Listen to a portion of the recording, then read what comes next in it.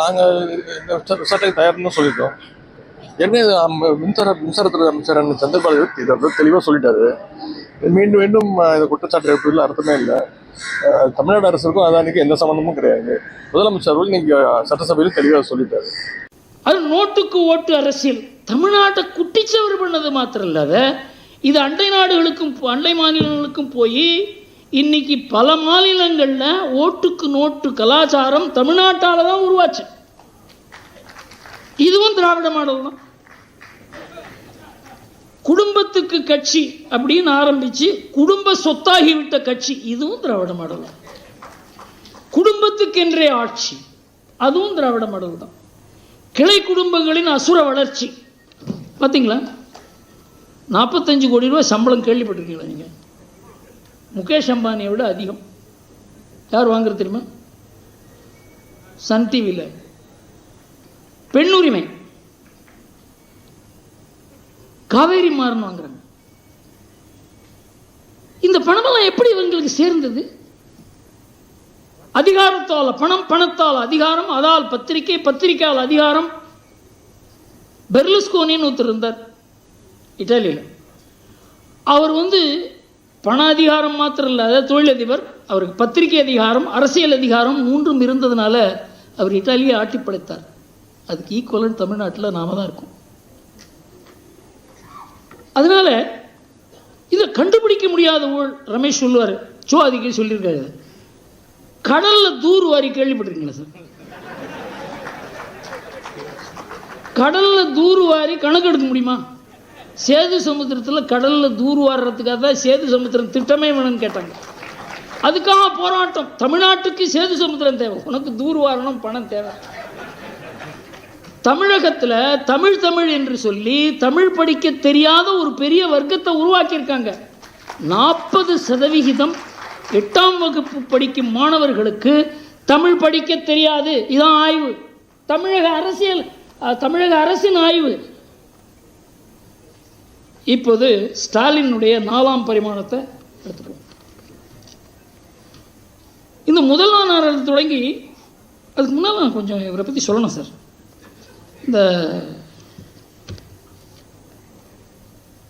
இதுக்கு முன்னால் இந்த கருணாநிதிக்கு எப்போவுமே அவர் ரொம்ப நாசுக்காக பண்ணுவார். தன்னை பற்றி புகழ்ந்து கேட்கணும்னு ஒரு ஆசை உண்டு. அடிக்கடி சொல்லியிருக்கிறாரு. சினிமாக்காரங்களை சில பேரை கூப்பிடுவார், அது மாதிரி இலக்கியத்துறையில் சில பேரை கூப்பிடுவார். இவருக்கு ஒரு விழா நடத்தி அவங்க பேசுகிறது சந்தோஷமாக கேட்டுருப்பார். அவருக்கு ஒரு பழக்கம் அது. எல்லாருக்குமே இந்த ஆட்ரினலின் ஃப்ளோவுக்காக பல பேர் புகழணும்னு ஆசை. புகழ் வராத போது இந்த மாதிரி புகழை கேட்டு வாங்குற ஒரு பழக்கம் உண்டு. அதை ரசிப்பார் அவர். ஆனால் ஸ்டாலின் தன்னை யாரும் புகழக்கூடாதுன்னு சொல்லிட்டார். என்னை யாரும் புகழக்கூடாது. நான் கூட நினைச்சேன் வித்தியாசமான தலைவராக இருக்காருன்னு. ஆனால் அவர் என்ன பண்ணார்? தன்னை தானாக புகழ்ந்துக்கிறார். நான் பார்ப்பதற்கு மாணவன் போல் இருக்கிறேன் என்று எல்லோரும் கூறுகிறார்கள். இதுக்கு அவர் எங்க காரணம்? பிரசாந்த் கிஷோர்னா காரணம். என்னை நம்பர் 1 முதல்வர் என்று கூறுகிறார்கள். யாரையாவது ஒரு அமைச்சரை விட்டு சொல்லக்கூடாதா? 3வது, கடிகாரம் ஓடும் முன் ஓடு என்று பாரதிதாசன் பாடலுக்கேற்ப நான் உழைத்து வருகிறேன். வேற யாராவது சொல்லக்கூடாதா? இது எனக்கு கோரிக்கை வைத்தால் நான் செய்வேன் என்ற நம்பிக்கை மக்களுக்கு இருக்கிறது. ஸ்டாலின், நான் சாதாரண ஸ்டாலின் அல்ல.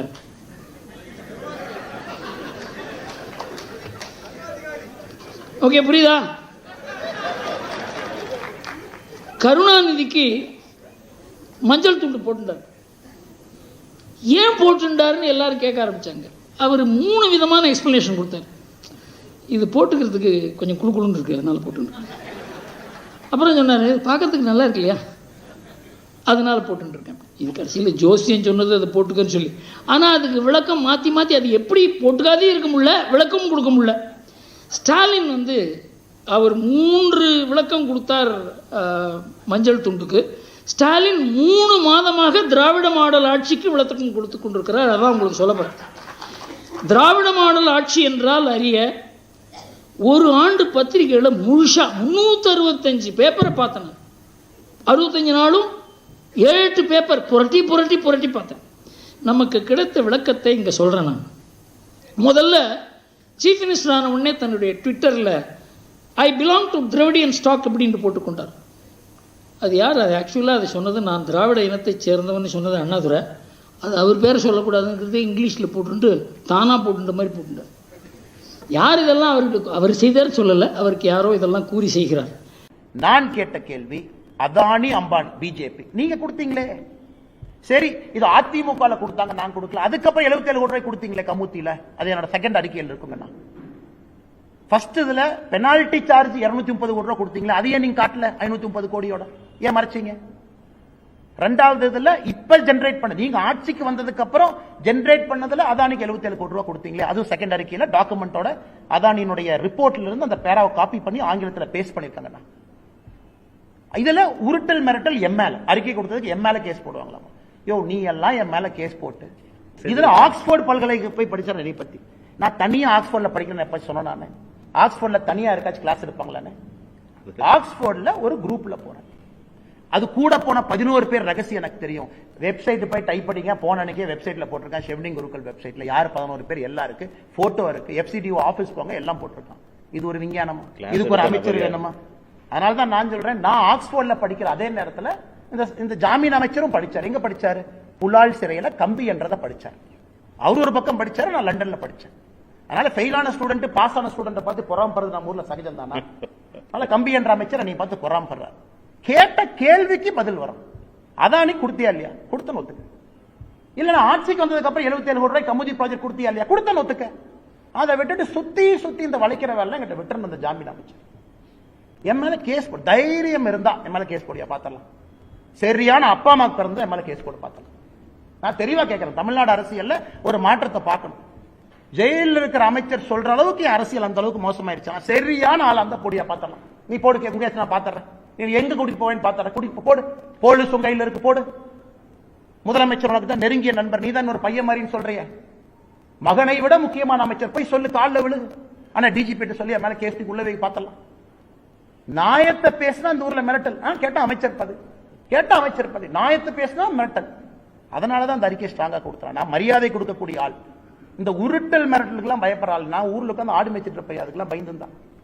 இங்க வந்து உங்கள அரசியல் பண்ணிட்டு இருக்கேன் பாரு. நான் இந்த மாதிரி ஆள் ஓட பண்ணுங்கிறதுக்காக தான் நான் தவமா எடுத்து அரசியலுக்கு வந்திருக்கேன். தவமா எடுத்து வந்திருக்கேன். நீங்க அப்படியே மிரட்டி உருட்டி அப்படியே மிரட்டி பார்த்துருவீங்க. நான் கேட்பது ஒரே ஒரு கேள்வி, இரண்டாவது முறையும் அதானி கொடுக்கலன்னு சொல்லுங்க. அறிக்கையை படிக்கிறதே கிடையாது. அத்தனை ஐஏஎஸ் ஆபிசர் கூட இருக்காங்க. இவருக்கு எதுவுமே தெரியும். ஐஏஎஸ் ஆபிசர் எழுதி கொடுக்கறதா அமைச்சர் படிக்கிறாங்க. அறிக்கையை தூக்கி ஐஏஎஸ் ஆபிசர் கொடுத்தா டேஞ்சர் கொடுத்தா அவனே பார்த்து பண்ணி கொடுத்துருவான். அதை வந்து பிரஸ்ல ஒப்பிக்கணும். வேற அமைச்சருக்கு என்ன என்னை மாதிரி உட்காந்து டைப் படிக்கிற வேலையா? இங்க நான் சிங்கிள் மேன் ஆர்மியா உட்காந்து டைப் படிக்கணும், கூகுள் பண்ணணும், அதானி ரிப்போர்ட்டை பார்க்கணும், இத்தனை வேலை செய்யணும். எனக்கு ஐஏஎஸ் ஆபிசர் இருக்காங்களா, செக்ரட்டரி இருக்காங்களா? எல்லாம் அரசியல் நண்பர்கள் இருக்கிறாங்க. அத்தனை ஐஏஎஸ் ஆபிசர் வச்சிருக்கீங்க டேஞ்சர் கோட். ஒரு ஆள்கிட்ட கொடுத்து டைப் படிக்கணும், டைப் படிச்சு அதானி கொடுத்தியா? கேட்ட கேள்விக்கே சொல்லாம ஆக்ஸ்போர்டு போனதை பத்தி. நீ தான் உள்ளூர் ஸ்கூல்லயே படிச்சேன்னு எனக்கு தெரியாது. தமிழ் இருக்க வேண்டியது. நான் ஆக்ஸ்போர்ட் போனதெல்லாம் பெருமையா சொல்லிங்க ஐயா. காமராஜர் ஐயா படிக்காதான் நான் பெருமையா போய் சொல்றேன்.